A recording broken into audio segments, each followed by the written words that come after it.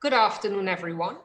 A warm welcome to our distinguished panelists this afternoon and to all the participants of this virtual panel discussion. And in the interest of time, of course, we will assume that protocols have been observed and established, and we will introduce each speaker as they take the virtual podium, so to speak. And as you all know, or you may have heard, every 10th of November of every year, a World Science Day for Peace and Development is commemorated. This event is initiated by UNESCO, and they encourage everyone to join in this celebration by organizing an appropriate event or activity around that date. So today is the day that we have chosen at the Faculty of Science and Technology. In light of the particular challenges that every educational institution is currently facing and the focus of this kind of event, what we decided to do is talk about virtual learning. And as a faculty that champions research and development in science and technology, the stage is already set for us to lead the way forward in this forum. In this virtual panel discussion, you will hear from specialist lecturers engaged in virtual teaching at the UWI St. Augustine. And we also have highly qualified representatives from some of the key stakeholders here in education in Trinidad and Tobago, such as the Trinidad and Tobago Unified Association for Teaching, TUTA, as you all know it, the National Parent-Teacher Association, and the Quality Assurance Unit right here at UWI St. Augustine. But before we begin our deliberations, please allow me to welcome to this virtual podium our own Pro Vice Chancellor and Campus Principal of the UWI St. Augustine campus, Professor Brian Copeland, to deliver opening remarks on this afternoon's proceedings. Principal. Okay, thank you, Donna, and thank you for that very warm welcome. Let me get right into it. I'd like to bring greetings to Ms. Deborah Lalu, Secretary General of the Trinidad and Tobago National Commission for UNESCO, Ms. Antonia Taker de Freitas, President of the Trinidad and Tobago Unified Teachers Association, Ms. Zina Ramatali, Interim President, National Parent Teacher Association, Dr. Brian Coburn, who works with me closely as Dean of the Faculty of Science and Technology, and as well, he's associated with the working team from the faculty, fellow UWI colleagues and students, other specially invited guests, members of the media, ladies and gentlemen, good afternoon.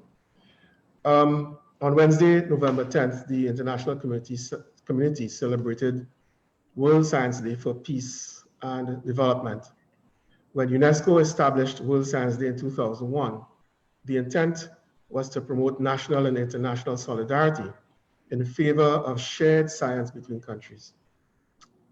By promoting science in this way, UNESCO wanted to make the field more relatable and to encourage countries to renew their commitment to the use of science for the benefit of societies.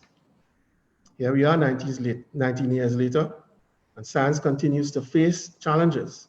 And as a 2020 theme, Science for and with Society in dealing with the global pandemic, these challenges have been exacerbated by COVID-19. Colleagues, we can reflect on a very large country to our north, where more than 200,000 of its citizens have fallen victim to this global pandemic, and where science has come under direct attack. That country's scientists were ridiculed and their advice ignored.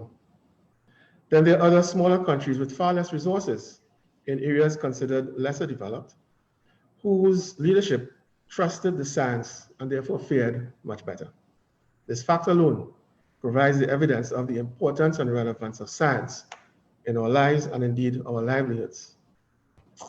It was just this last Monday, November 8th, that US-based pharmaceutical giant Pfizer and German biotech BioNTech, citing data from their late-stage vaccine trial, announced that their vaccine was 90% effective in protecting people against COVID-19. The effect of that announcement was immediate. Wall Street surged, propelling all three major indices to record highs. In an official statement, Albert Bourla, Pfizer's chairman and chief exec, called the announcement, I quote, "a great day for science and humanity," unquote. In a year where everything has changed for everyone, we must publicly acknowledge the essential contribution of science to society. Even more directly, science-backed technology is providing individuals with the means to keep some semblance of normalcy at home, at work, and in education. Together, apart. That's our mantra right now. COVID-19 has put digital transformation on the priority agenda of every single organization, and indeed, Trinidad and Tobago has declared that intent as a country. None have needed it more desperately than our education systems worldwide. But what does this mean for students at the primary, secondary, and tertiary levels? So much of relearning requires face-to-face interaction and experimentation. Can virtual teaching replace that physical connection, or will virtual learning disadvantage, so to speak, the students of 2020? Now, for the last 72 years, the UWI has been an institution that delivers primarily face-to-face courses and programs. As a campus, we celebrate our 60th anniversary this year, and this discussion is timely. Certainly, we continue to use our knowledge and research for the benefit of Trinidad and Tobago. Over its 72-year history, UE has always stepped up to lend support and guidance to Caribbean societies grappling with unprecedented challenges. But over the last several years, and more formally, with the establishment of the Open Campus in 2008, the UE has ramped up its offline offerings so as to reach the underserved. We are well on the way to becoming a truly global university that is rooted in the Caribbean. However, just like all our colleagues, all our universities abroad, we've had to fast track our plans in that regard and adapt to meet our new normal. Initially, for the 2020-2021 academic year, we had planned for a hybrid form of opening of teaching, but the schools and higher education institutions require even greater modifications to our in-course delivery and instruction modality. Faculty deans and heads of departments had to work with a great sense of urgency with course and program coordinators to finalize the modality of programs and courses while preserving academic integrity. We have fared well, but it has been with a great deal of dedication and a firm commitment to the highest professional standards. I'll take this opportunity here to thank my colleagues, academics, non-academics, who made this more possible.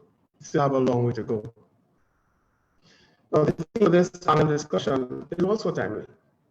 Panelists have immense hands-on knowledge and personal experience to share, and while their perspectives are varied, they are all equally relevant and certainly very critical.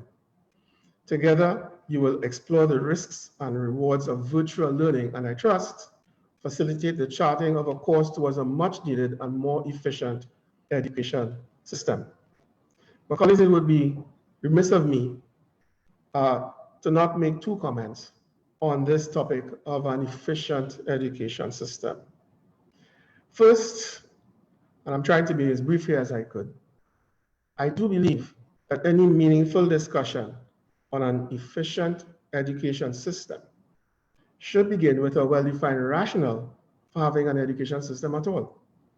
This may seem quite trivial, even nonsensical, but when one asks the implied question, one is sure to get a very wide range of answers. Indeed, I'm quoting from Willona M. Sloan in a 2012 article, where she noted that in the US over time, and I'm quoting here, education's primary purpose has ranged from instructing youth in religious doctrine to preparing them to live in a democracy, and this was a thesis that was put out by Eleanor Roosevelt many years ago, to assimilating immigrants into mainstream society, to preparing workers for the industrialized 20th century workplace, unquote. Vulnerable small island states need a much clearer definition. I have shared with my colleagues the following. Education is primarily about enabling citizens, each and every citizen, to survive and thrive even as they play their roles in sustaining and growing the society, and with an ability to effectively do so, regardless of the society's fortunes, its state of health. I think you'll agree that our state of health is not where it should be at this point in time. But colleagues, this requires an education system that addresses the full spectrum of possibilities, from survival in a crisis to sustainable existence in better times. We're not there yet. Secondly, while the focus in this discussion series seems to be on science education in a virtual environment, and I stand to be corrected here, I ask that some consideration be given to a curriculum that more openly and holistically embraces other disciplines, significantly the humanities. I make quick mention here of a quote from a blog in Scientific American by one Stephen Ross Pomeroy, entitled "From STEM to STEAM," at A stands for the arts. Science and art go hand in hand. And he says, I quote, "Nobel laureates in the sciences are 17 times likelier than the average scientist to be a painter, 12 times as likely to be a poet, and 4 times as likely to be a musician."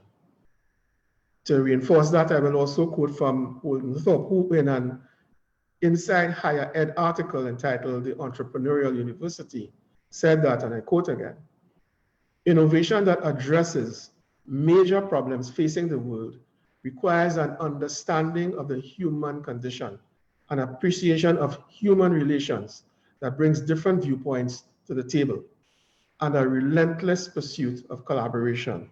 He goes on, "The study of the humanities and social sciences is critical to the skills and worldview needed by successful entrepreneurs in all sectors." Our mission, colleagues, is really about creating a resourceful, innovative, socially conscious citizen for the future world who is well-versed in science and technology. Now, we at the University of the West Indies, through our Faculty of Science and Technology, are pleased then to partner with UNESCO in this panel discussion. Ms. Alu, do please convey our thanks and appreciation to the UNESCO. We look forward to continued collaboration in the future. I wish to recognize Dr. Donna Dyer, Deputy Dean of the Faculty of Science and Technology, and the faculty's working committee, who have left no stone unturned in ensuring you are part of a solid and engaging discussion. I wish you all a very successful afternoon, the outcome of which will certainly provide recommendations, as much for the present as for the future of our education system. I thank you and wish you all the best. Thank you for those words, Principal, and for your insights about virtual learning, not just in science and technology, but in the broader sphere, especially in the humanities and other avenues. And for sure, our panelists will address some of these issues that you have mentioned here. Thank you for taking the time to be with us this afternoon. We know that you're quite busy. Okay, so we are also indeed privileged to have with us the Secretary General of the Trinidad and Tobago National Commission for UNESCO, as our principal alluded, Ms. Deborah Lalu. So before we begin the main event, which is the panel discussion itself, I just want to invite Ms. Lalu to deliver some greetings to us on behalf of UNESCO.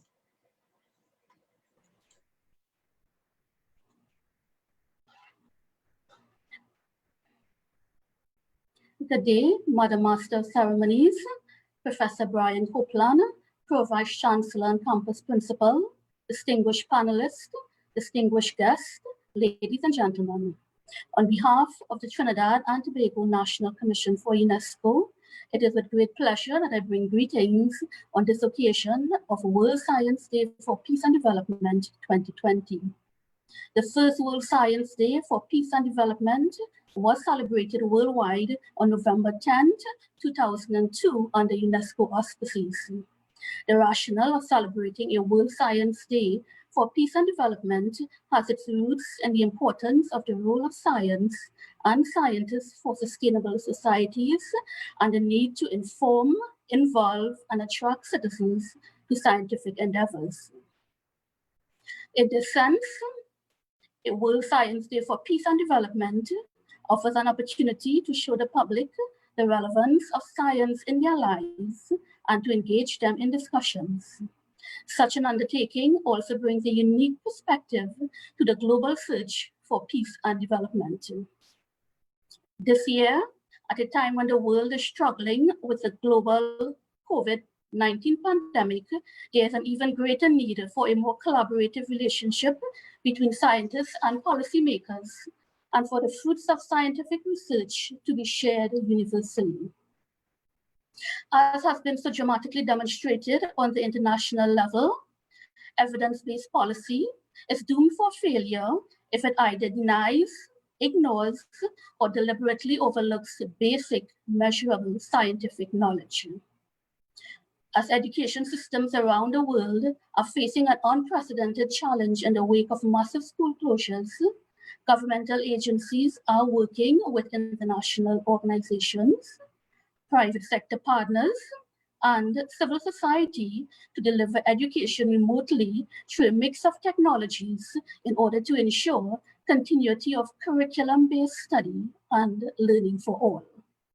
This has caused global concern for equality and inclusion and emphasized the need to ensure that the design and delivery of distance learning do not exacerbate existing educational and social inequalities that threaten to derail the universally accepted principle of no child left behind.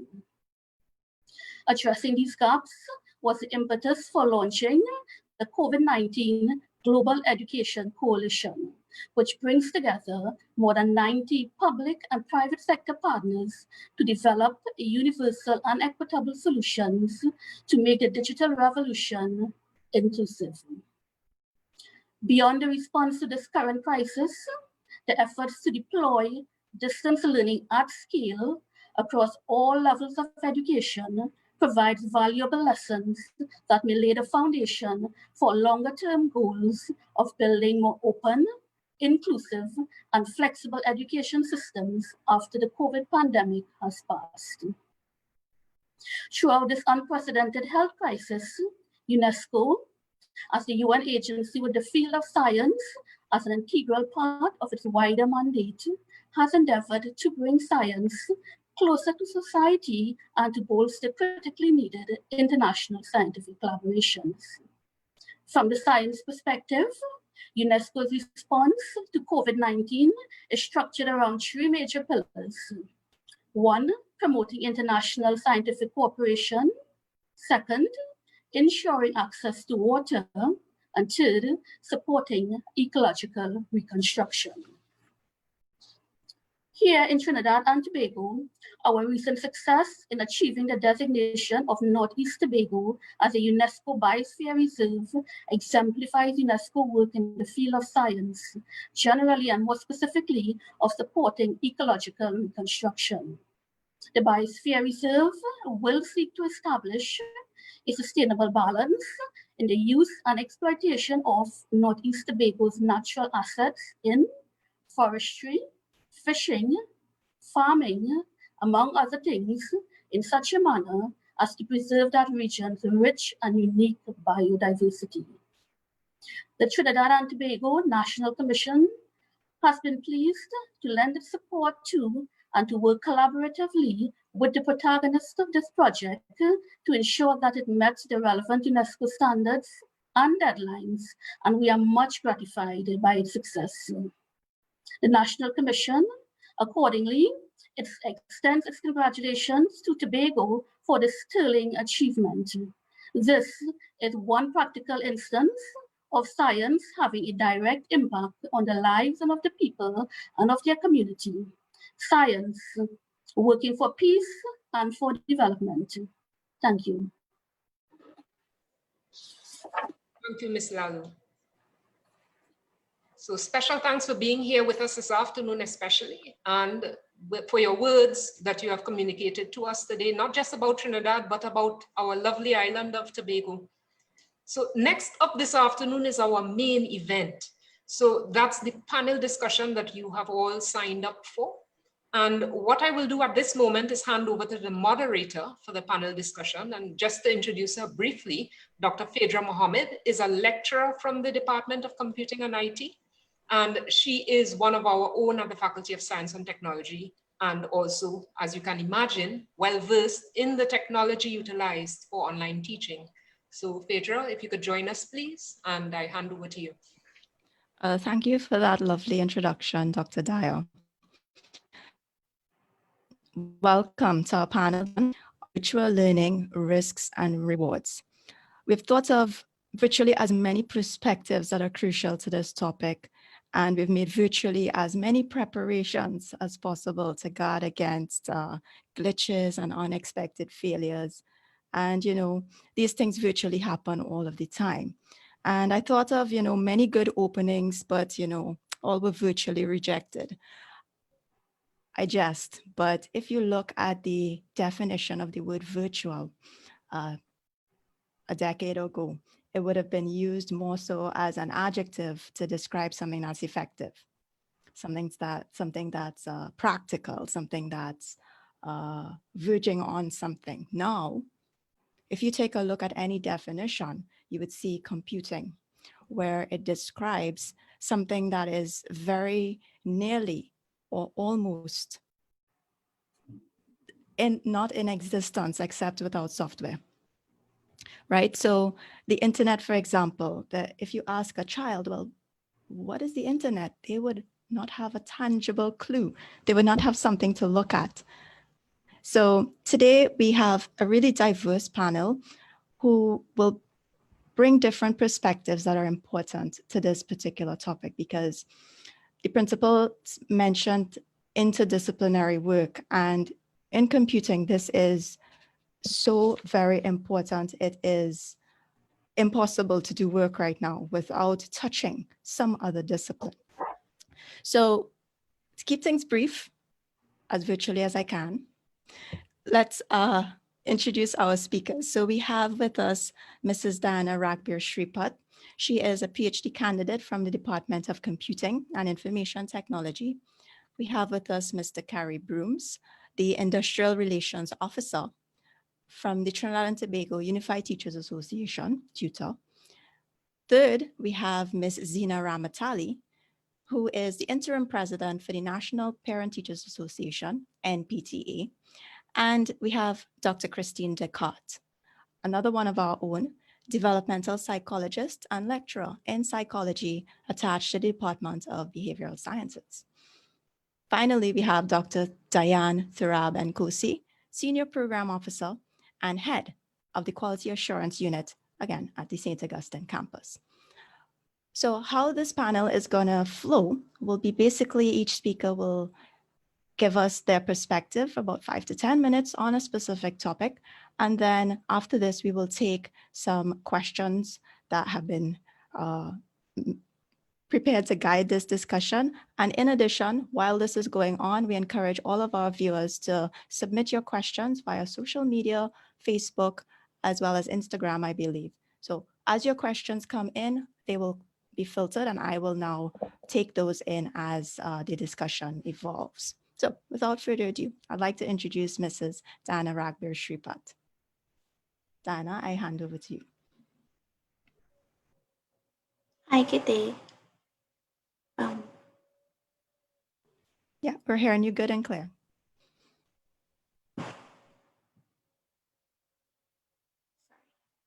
So while Diana sets up with her slides, she has focused her research on creative technologies. And we see now that a lot of the intelligence that machines are required to embody stem from creativity. So Diana, whenever you're ready. All right. Hi, good day, everyone. So today I want to take you through a practical way of transforming our normal face-to-face classrooms into online classrooms, right? And I'm going to start this discussion through several technologies, right? So through these technologies, we'll be able to see a better, a more useful way of bringing across our teaching. So I've brought several of them and grouped them into three taxonomies here. So the first is video creation. We have quickly realized that we need to create videos, and there are many technologies for creating videos.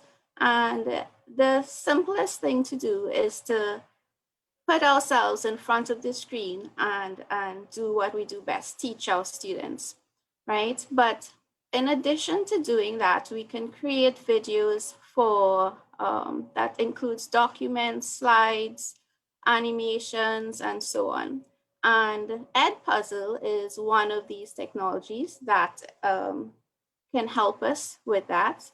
And what it does, Edpuzzle allows us to include within these videos pauses, and these pauses can be used to gather feedback, to ask questions, receive answers from our students, and basically control the flow of how our teaching goes across in an asynchronous way, meaning that these videos are created and viewed later, so that when the students are looking at these videos, they can be prompted for questions and therefore better gauge how they are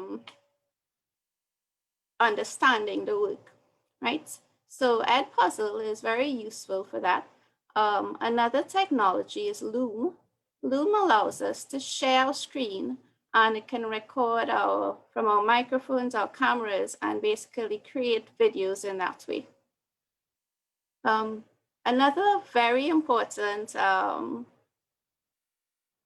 need that we have is to collaborate and to scaffold this collaboration within our classrooms.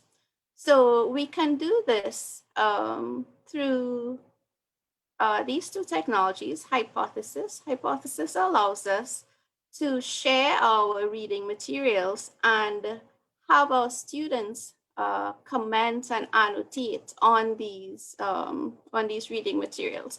So basically, your school notes, your course notes, and so on. If your students can now post questions on different parts of these reading materials and comment on questions, and other students answer these questions, we have a very nice collaboration happening along these documents.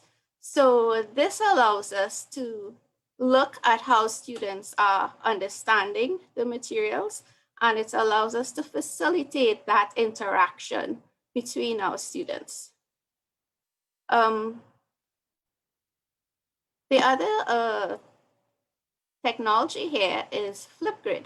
Now, Flipgrid allows us to post a topic, and this topic now can be used to facilitate discussions. So we prompt our students, this is our topic.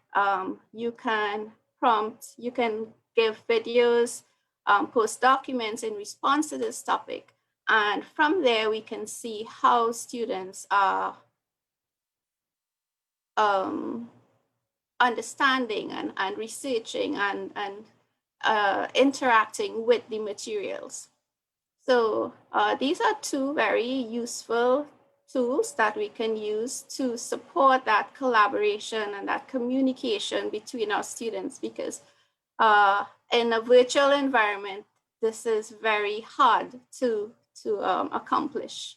So the use of these technologies, rather than just meeting groups and so on, these can help us interact with the materials that we need our students to understand, and also at the same time interact with each other. And as teachers, we need several resources to help us along.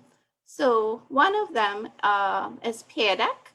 Peer Deck is also similar to Edpuzzle, but it allows us to use the videos that we created in real time. So as we create videos with slides and our documents and so on, and we in synchronous mode, live mode, we want to gauge the feedback from students, then Peer Deck allows those questions and answers to be gathered as we're teaching, and therefore we can now, as the teachers, modify our teaching as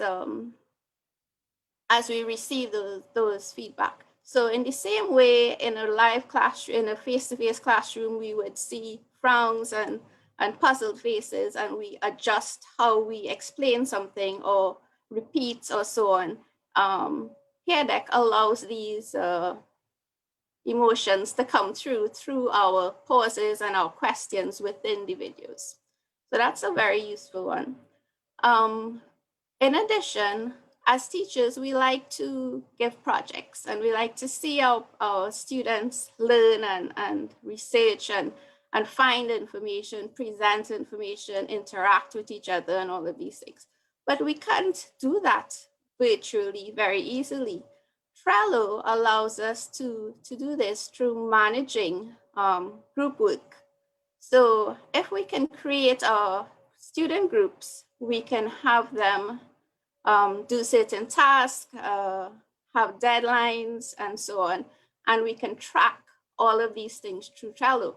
And by tracking it, we can see, well, which students are being slackers, which ones are not contributing, whether there are any problems during group work, so that while tracking this live, then we can easily fix problems before they end up submission date has reached and there were problems in the group, right? So Trello is very useful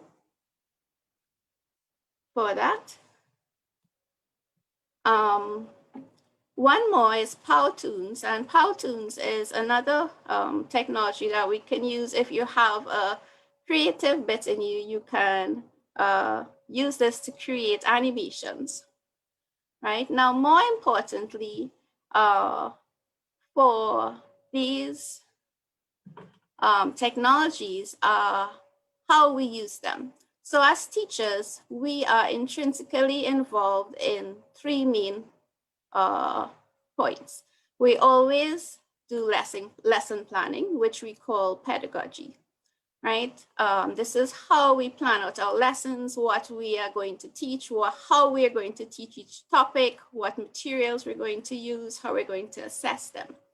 So all of that comes into lesson planning.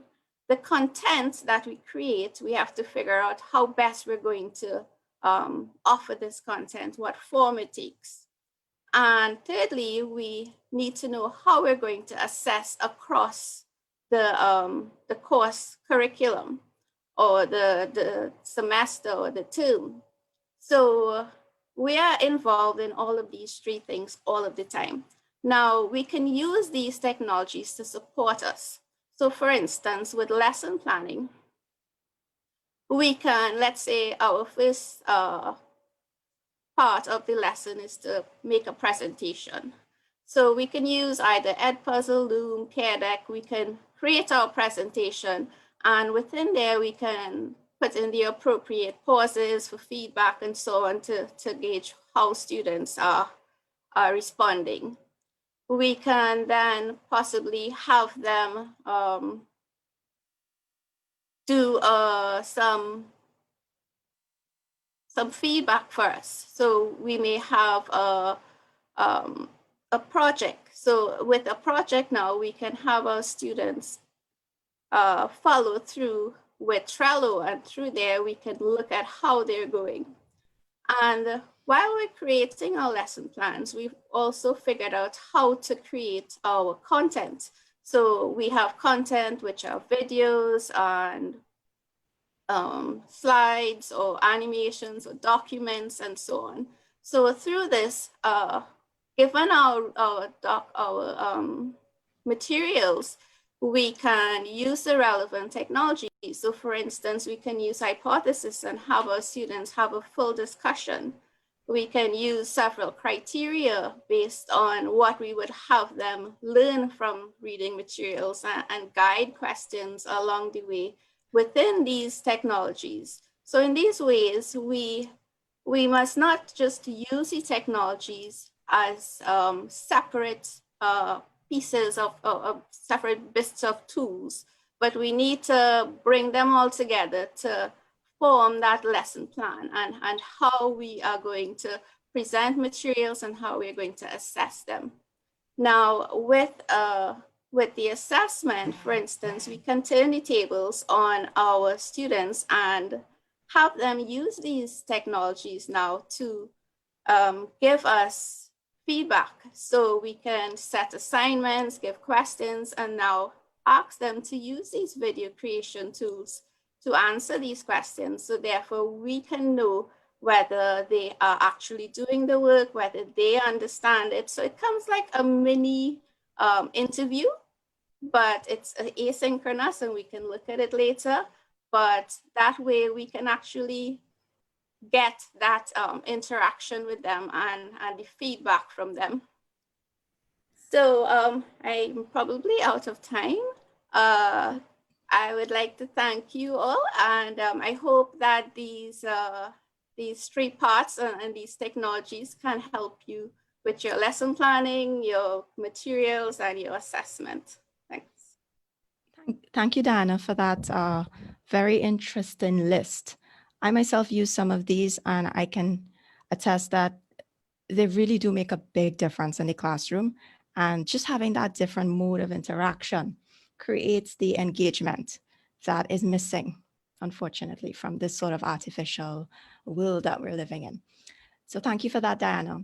I'd like to introduce our second speaker, Mr. Kerry Brooms, who will give us his perspective, as well as that of tutor on our topic. So Mr. Brooms.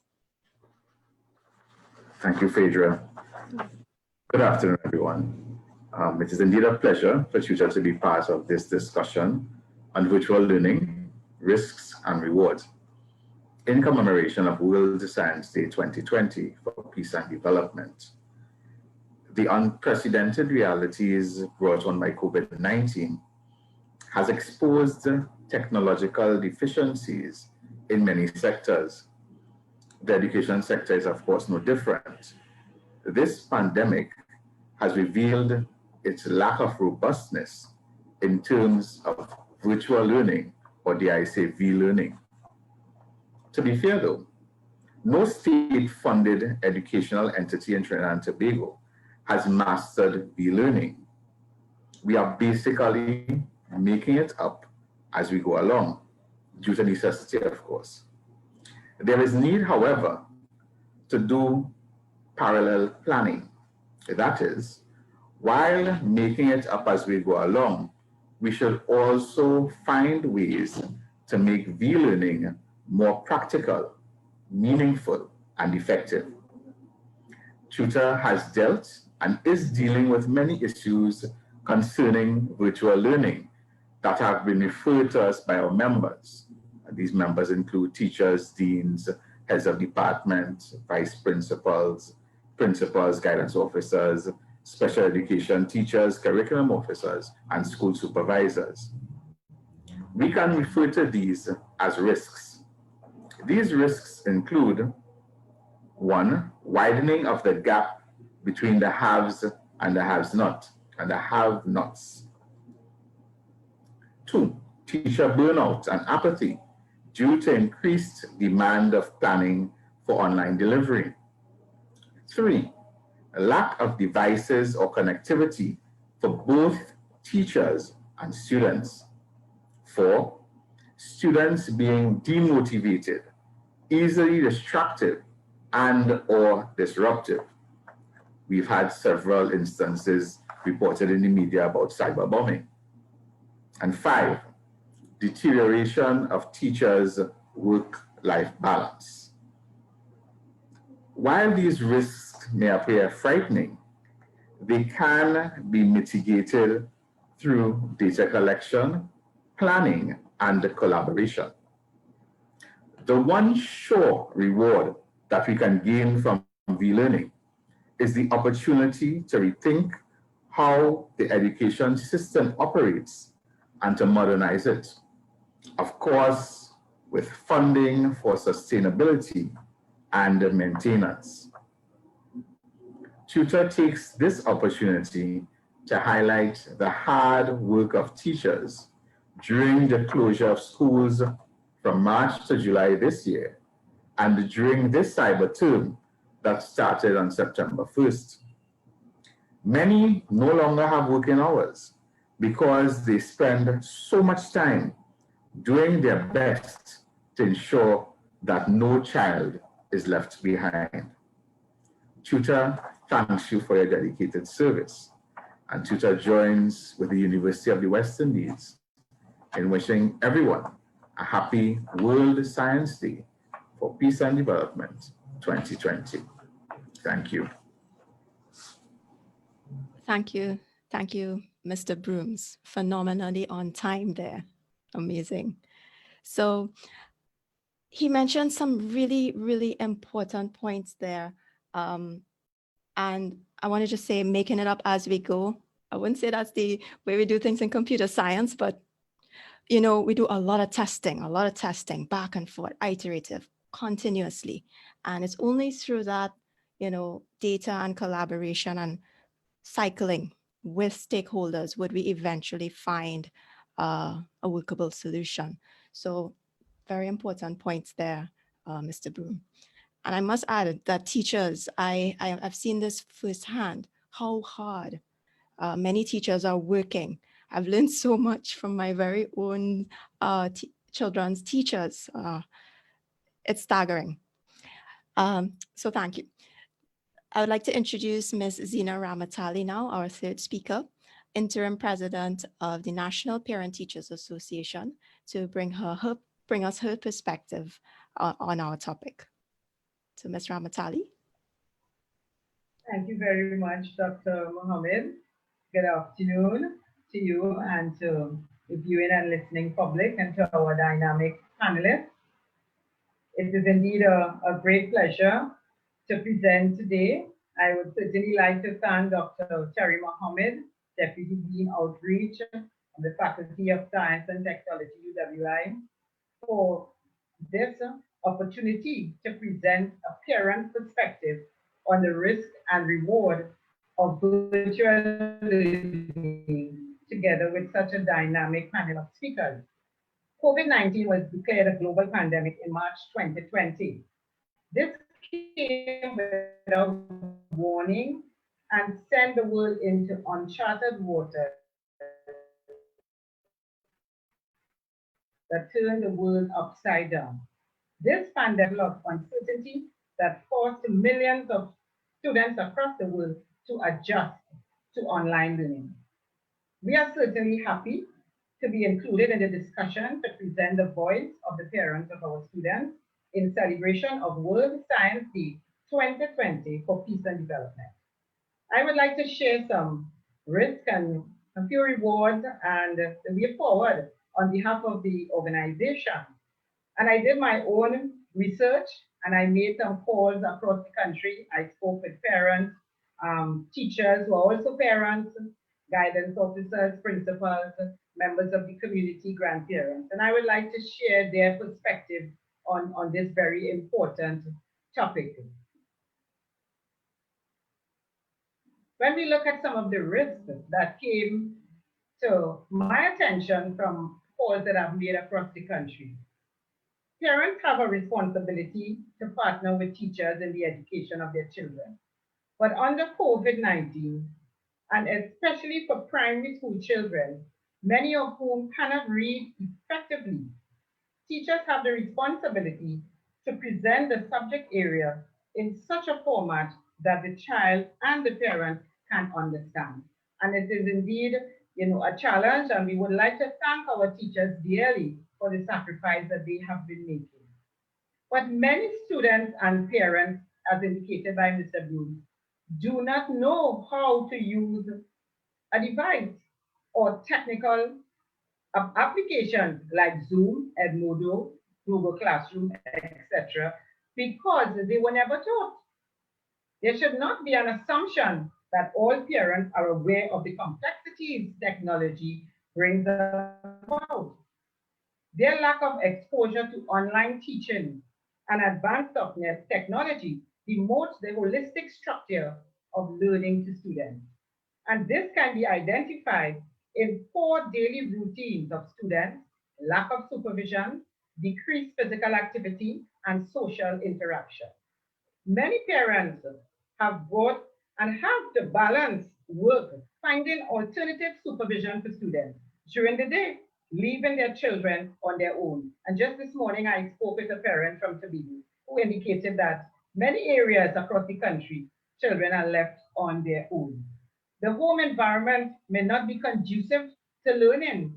Some may be very noisy with the movement of others in their home, playing of loud music, talking in the background. And recently we have seen the emergence of pornography and obscene language just appearing while classes are going on online.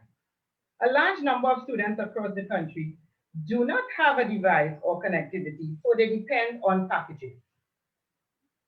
Then I spoke to a teacher and principal who saw the new phenomenon of exposure to blue light from the computer screen and digital devices, which now leads a digital eye strain. And this has brought about financial burden upon students and teachers who may now be required to purchase glasses. According to Vikram Ramlan, advisor to the Presbyterian Board, and he reported at the Joint Select Committee on June the 6th, 2020. And he said education has not been very effective during this period. He indicated that teachers were technologically unprepared to deliver effective teaching to students online, since the Ministry of Education has not completed training of all teachers via the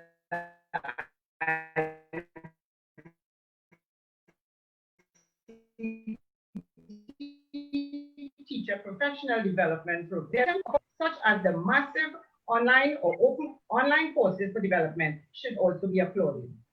When we look at some other risks, a lack of interaction among students places a negative implication that will affect society in the long run.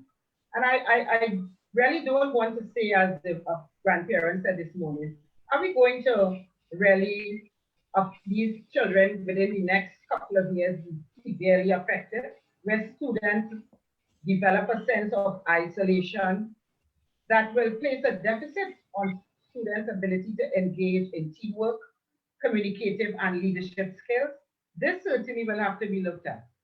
Dr. Bratton in the Guardian newspapers on the 27th of October 2020 indicated in his article, Reopening of Schools, various health complications arising out of remote learning.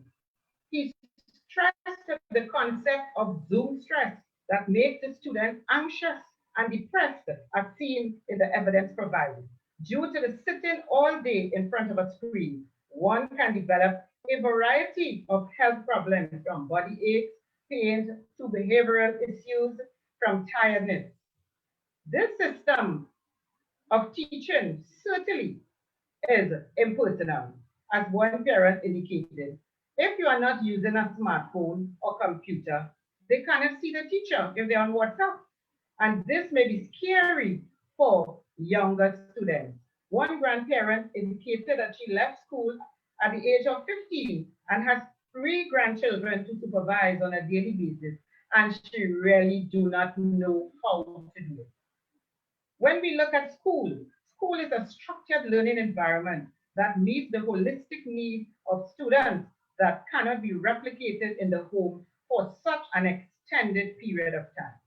Therefore, continuous monitoring and evaluation should be built into the system to make adjustments when necessary to balance the home, where the home is supposed to provide. So that is something we have to look at. And I want to look at a few rewards that came from the parent community, which says, at this time, we thank the teachers for providing students with the flexibility of learning in their own space rather than in the physical classroom, where some said, some children can be just, not be bullied. So we certainly want to encourage teachers to be open at this time, because if you are not open to an audience where parents and grandparents can listen and assist their children at this point in time, And I want to just look at, in going forward, the incorporation of technology in the education system has made both a positive and negative impact on students. In this time of online classes, students' lives have become sedentary. Sitting all day in the front of screens can lead to decline in enthusiasm for learning. As students focus on the content being presented, the cultivation of good technological habits is fundamental. If we are charting a course towards a more efficient education system, we, the National PTA, are hoping that we can see equity for all students across the board, from preschool to tertiary education. All children must be able to read. They should be exposed to excellent preschools. Professor Copeland spoke about curriculum, and we are saying there should be relevant curriculum to meet the needs of all students. Early intervention in literacy and numeracy skills of students in failing schools, and we can look at API 2016. Upgrade and modification of schools to cater for digital learning. All schools must be equally resourced to cater, and that no child should be left behind, or whatever school they choose. Because of where students live, they are unable to access quality education online. Therefore, the government must ensure that every vulnerable student, every needy and vulnerable student is provided with all the resources necessary to be successful. And in closing, I just want to quote from the Caribbean curriculum, an article written by Susan Figaro and my mentor, Dr. Freddie James, which states that is in volume 23 of 2015. And they advocated in their research that learners in the 21st century should possess an inherent need to create, communicate, collaborate, and create in the physical and virtual environments they traverse. I thank you for this blessed opportunity. Thank you for that very, very excellent set of points, Ms. Ramatali. The idea of no child left behind is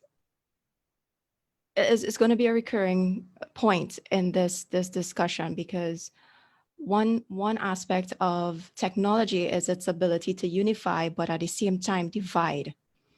And it's interesting that you mentioned the blue light phenomena with the increased exposure to screens. It's as if, it's only when we are exposed to new technologies or we're put into different situations that some of the, I wouldn't say shortcomings, but some of the quirks of life come about. So a very nice book, How We Got to Know by Stephen Johnson, speaks about the innovation of glass and how those maverick glass makers pretty much jump-started the Renaissance, because without glass, they were not able to magnify things. They were not able to study very, very small things in the world. And you know what happened around that time? When glass became available, people realized, they really were not seeing so well in the first place. So thank you very much for that. So who knows, Zoom and all of these different technologies might help us to discover something that we didn't know we need to actually repair. All right, so thank you again. I'm moving on to our fourth speaker, Dr. Christine Descott, developmental psychologist and lecturer in psychology, who will now bring us that very, very important perspective of, who are we? So Dr. Descott, whenever you're ready. Yeah. We see you well. Okay. Oh, so while Dr. Descott is setting up her slides, a lot of her research focuses on that, developmental aspect of us, that inner study. And, as scientists, we tend to focus on things we can measure, things we can see. But when you look at it, the human being is the most complex system in the world. And being able to study that, the whole realm of behavioral and social sciences is critical. So I see we are ready now, and take it away whenever you're Yeah. Thank you, Dr. Mohammed. A pleasant good afternoon to everyone, all protocols observed. I just want to take this opportunity to thank the Faculty of Science and Technology for giving me this opportunity to be part of this virtual panel discussion. And I want to wish everyone World Science Day today. So my talk today is on the psychological implications of the shift to the virtual learning environment, assessing developmental trends. And being a psychologist, my talk will be on how the virtual learning affects our own interaction, our own development. And because I'm in the area of developmental psychology, specific emphasis will be placed on children and adolescents. One of the things I want to share with you all today, and we've heard a lot about the COVID-19 pandemic, but the COVID-19 pandemic has brought with it a second pandemic, a pandemic of fear, anxiety, and other mental health struggles. One of the measures to limit the spread of the virus is social distancing, which has its own side effects like any other remedy that we use in terms of medication. Confinement and isolation have been known to increase our stress levels.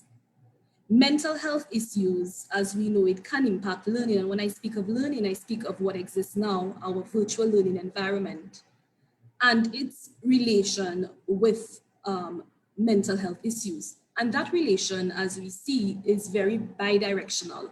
What I mean by that is that mental health issues can create a barrier to learning in a virtual environment, and the stresses of online learning can in fact lead to mental health issues. So we see a two-way street here with virtual learning and mental health issues. Also, we see students' concentration and focus have been obstructed by the prevalence of things like death anxiety. Death anxiety, as we know with the virus can lead to death, especially if your health is already compromised. In addition to that, anticipatory grief that comes with death and anticipatory deprivation. Of course, we know the pandemic has not been good to the economy. In addition, we have students suffering from mental health issues, may be at a disadvantage in the online arena. And what we mean by that, as this isolated learning situation may in fact exacerbate the already pre-existing mental health conditions such as depression and anxiety. So I just want to turn our attention to differential impacts of the shift to the virtual learning environment. There are discrepancies in the reactions to COVID-19 restrictions among children and teenagers alike, where you would see an increase in mental health of children frequently bullied in school, and a decrease in mental health of children that thrive in a social setting, a face-to-face social setting. What I mean by that, there are children who have been victimized initially in a face-to-face environment.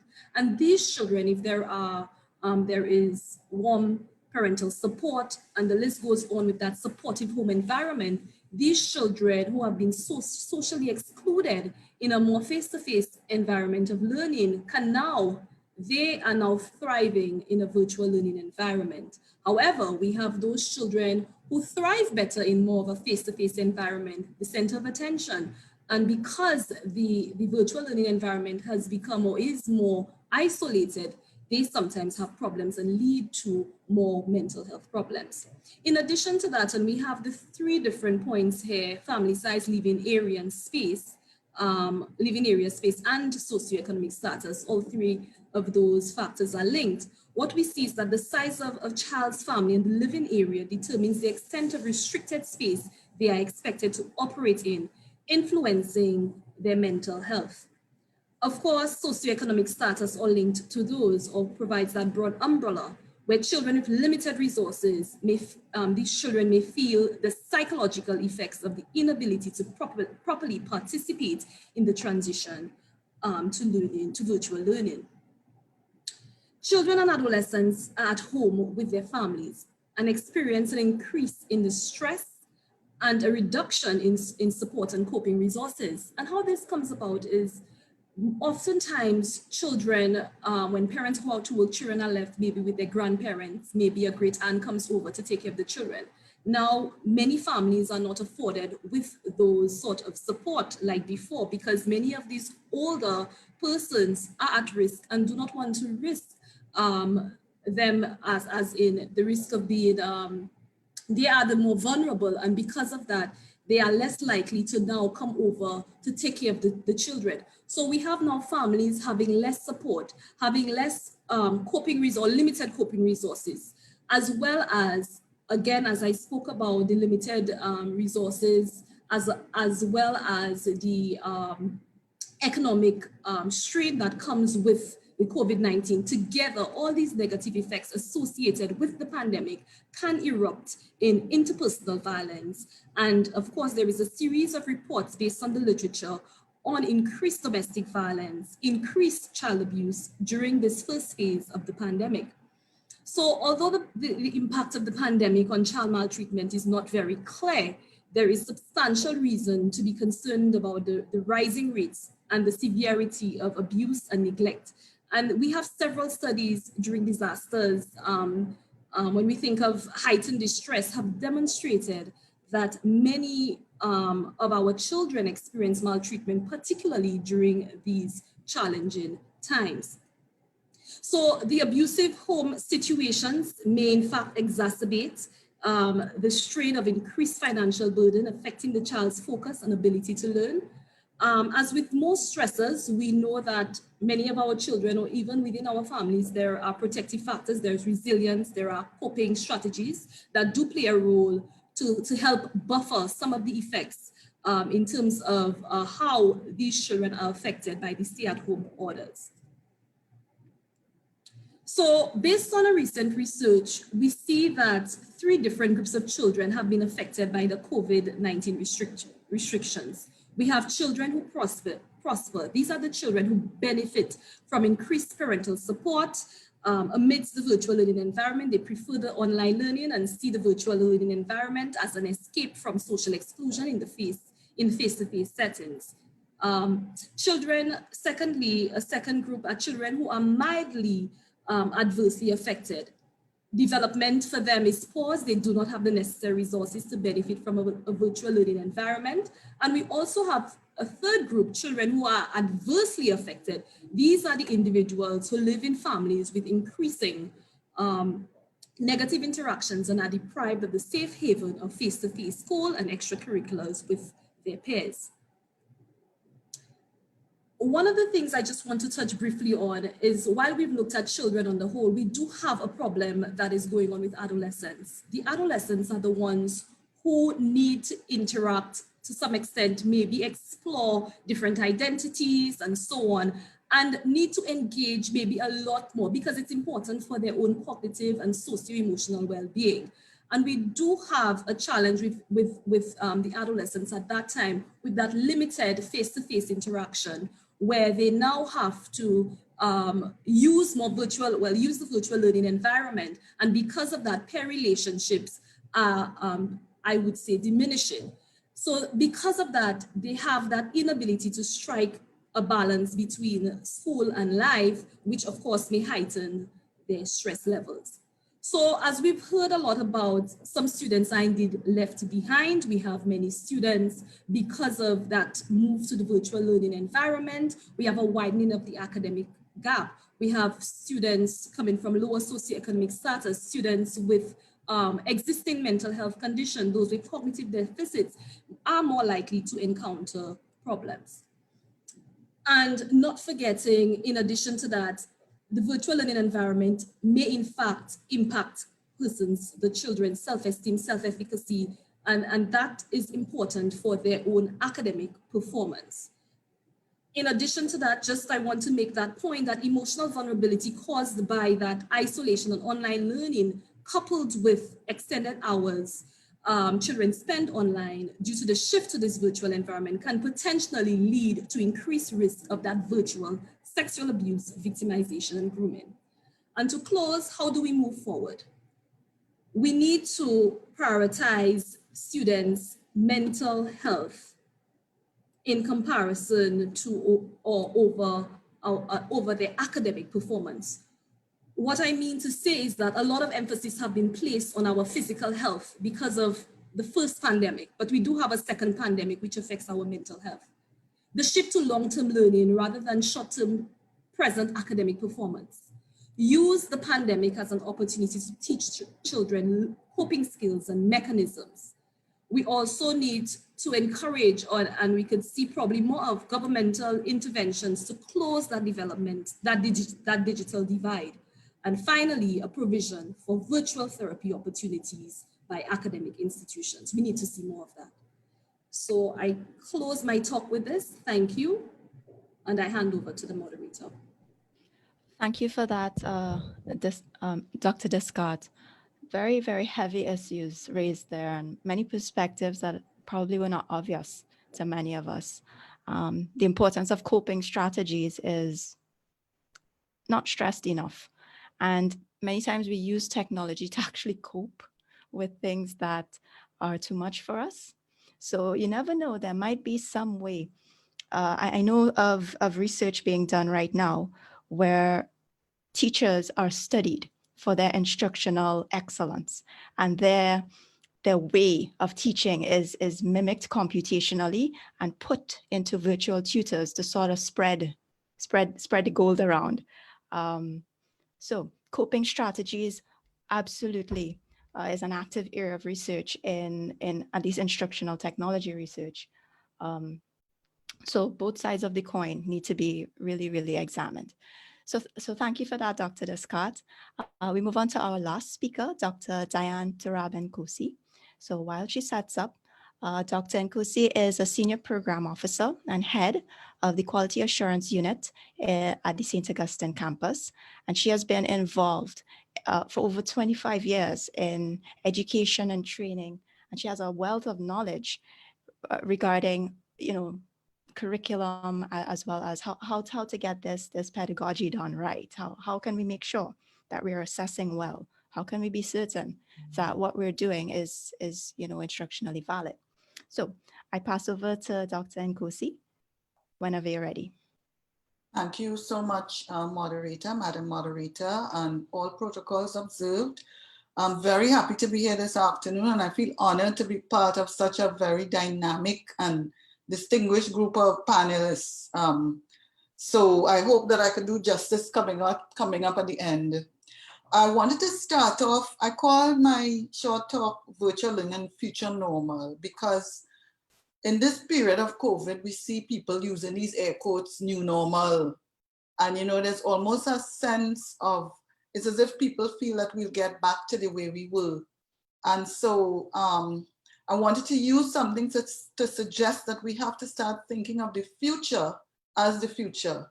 And that, what was in the past is in the past. So virtual learning and the future normal.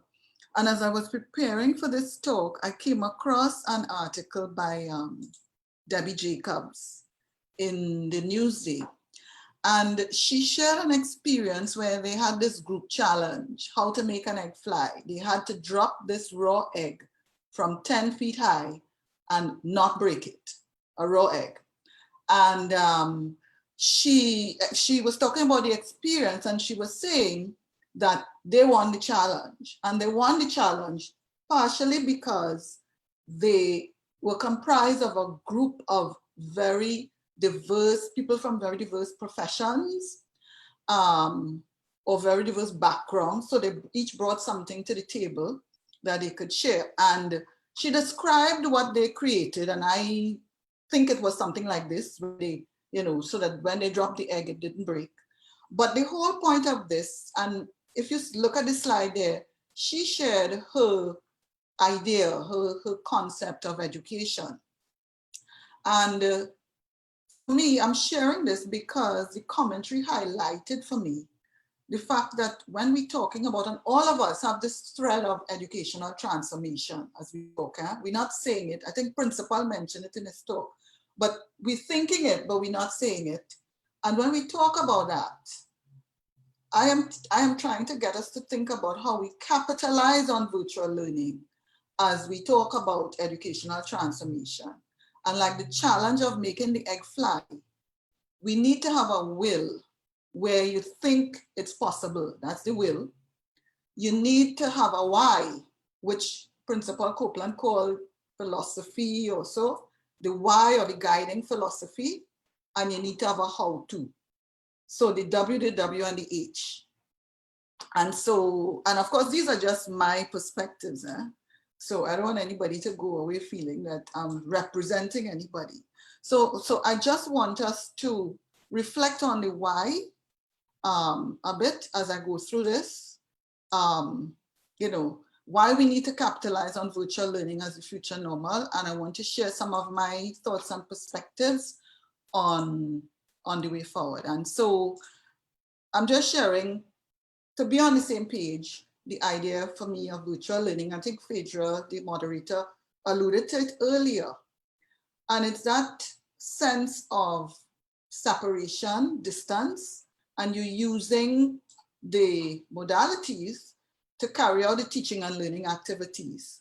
But the sense is that your teacher and your learners are being physically separated by time or location or both. And we have to address that concept of the digital divide. We all mentioned it in some way, and it's something that, I mean, it's there, it's real. And it's a real challenge and we have to deal with it, right? So I'm saying that, so then why am I saying we have to capitalize on virtual learning?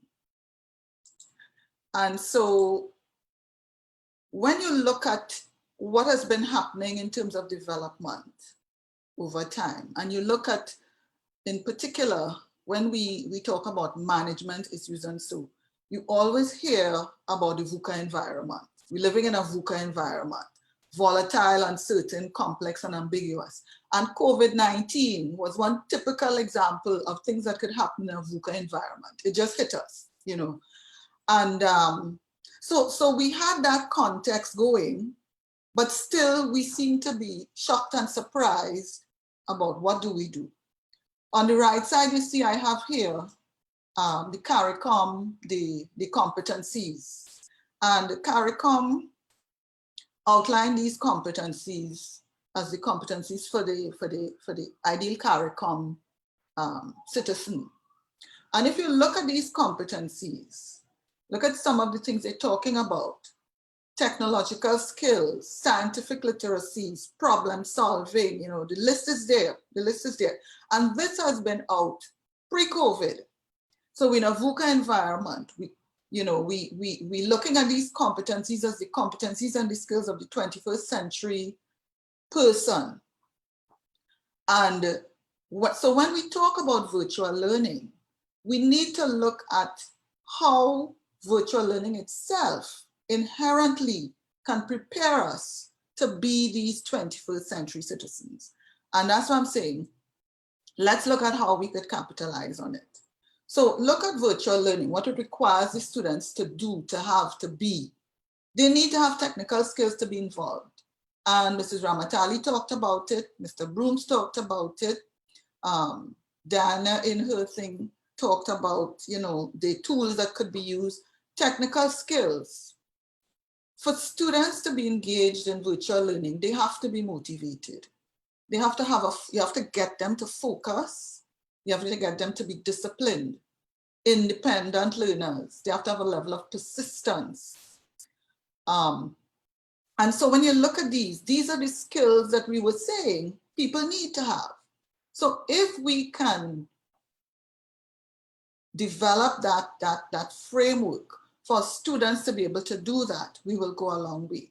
It also requires, and this is a key one, a new way of thinking about education. And that requires the flexibility of the teacher, the learner, and I'm bringing the support systems, particularly in light of what Dr. Descartes just said earlier. We really have to have that. So some of my suggestions for the way forward, and we've all been saying it, we have to reduce that digital divide, for sure. The crisis has really forced certain adaptations, and we need to support and orient, and I put orient in caps, because You're orienting, we're thinking of training in online and virtual learning, but you have to orient people to a shift in education, to education 4.2. Those collaborative models, and Principal mentioned that too. It's the whole concept of where we're supposed to be going in terms of education. And again, it's nothing new. This framework was presented by the World Economic Forum in a document that they call Schools of the Future. And I'm not going to go into it in too much detail, but it just presents on one side the kind of content that we want to start to look at in this reform when you're looking at Education 4.0 and Schools of the Future. And on the other side, it looks at some of the experiences that you have to engage the students in. And they talk about personalized learning, you know, and accessibility of the learning, and encouraging that problem-based and collaborative learning, and lifelong and student-driven learning. And so, you know, that's one perspective, and it's something that we have to think about if we're looking at, you know, that whole reform that we're talking about. And so another point I want to make is we have to start these serious conversations about realistic strategies with those on the ground. That's why I put that square peg in round hole thing, because we generally like to start at the top, and sometimes we forget those at the bottom. And something that's critical for me, we have to start thinking about, and I think Mr. Booms was talking about parallel systems. We have to start thinking about blended learning, and because it is going to stay with us. We've already reached to the point where it's with us now, and to capitalize on it, we have to start thinking about how do we do it? How do we blend? What levels, what we could do online, and what are the quality considerations that we have in mind? And as we talk about that, looking at higher education in particular, we have to start thinking about how we can move globally in terms of capitalizing, how we move globally, providing that quality and the content that will be truly competitive. So to close, like the egg drop activity, we want to have the WDW